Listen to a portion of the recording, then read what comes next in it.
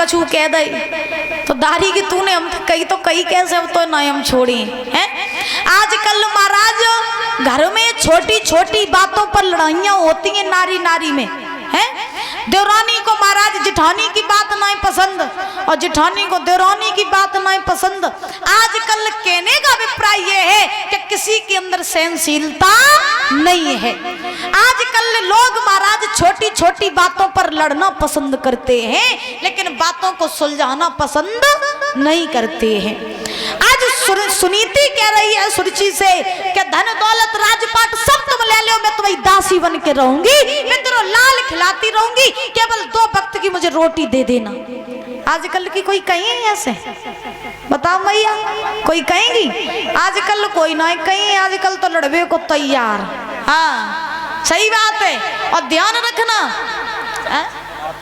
हाँ महाराज आजकल लड़ाइयां इतनी जल्दी होती हैं कि एक एक रुपए के महाराज पीछे आजकल की नारियां घर में लड़ जाती हैं। लड़ाइयां होती भी किसके कारण है? आप कभी भी देखना कि जहां भी लड़ाई हो रही होगी उस लड़ाई के पीछे केवल नारी का हाथ होता है। ये सत्य बात बता रहे हैं आपको। लड़ाइयां जहां कहीं भी हो रही हो समझ लेना नारी का हाथ है। क्योंकि महाराज अगर भैया भैया में लड़ाई हो जाए तो भाई भाई में लड़ाई होती है तो किसके कारण होती है? नारी के ही कारण। घर घर में लड़ाई होती है तो काय के कारण? नारी के ही कारण। काय जब ब्याह करके जैसे ही घर में घुसती तो अपने अपने पतियन से कहती या मेरे ही होई के रहो या अपने परिवार के ही होई के रहो है। और घर में आती आती सास ससुर को घर से बाहर निकाल देती या मेरे ही होई के रहो या अपने अम्मा ही दद्दा के होई के रहो। तो आते ही आप महाराज घर में कले चालू करवाई देती हैं। अब बताओ जे लड़ाई के पीछे किसका हाथ हुआ? नारी का हुआ कि नहीं हुआ? जितनी भी लड़ाइयां होती हैं हम दावे के साथ कह सकते हैं कि लड़ाइयों का कारण केवल नारी होती है। और नारियां अगर चाहें तो महाराज पल में लड़ाई करवा दे और नारी अगर चाहे तो पल में ही सलाह करवाए देवे। बोलिए गोविंद भगवान की। तो आज सुनीति ने जवाब दिया सुरुचि से मैं सब कुछ छोड़ रही हूँ, मैं तेरी दासी बन के रहूंगी लेकिन डोला वापस मत करवाओ। दाती पीस करके सुरुचि ने जवाब दिया सुनीति सुन, अगर तू इस महल में रहना चाहती है तो मेरी बात सुन। सबसे पहले तो तू दासी बन के रहेगी, उसके बाद तू मेरे साथ नहीं रहेगी, तू खेतों पर जाकर के झोपड़ी बना करके वहां रहेगी और खेतों के कागा उड़ाया करेगी।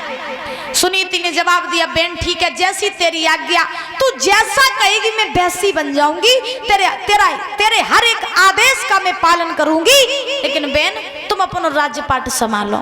तो आज इतना कह करके तब तक उत्तानपाद सुनीति के पास आए और जब उत्तानपाद सुनीति के पास में आए तो उत्तानपाद ने सुनीति से कहा कौरानी हमने तुम्हें पहले ही रोको तो कि दूसरी शादी न करवाओ, लेकिन तुमने मेरी एक बात न मानी। देखो आते ही आते सुरुचि ने तुम्हें घर से बेघर कर दिया, अब तुम क्या करोगी सुनीति? तो सुनीति ने रो करके जवाब दिया है महाराज आप चिंता मत कीजिए, मेरे नसीब में जो था वो मेरे साथ में हो रहा है।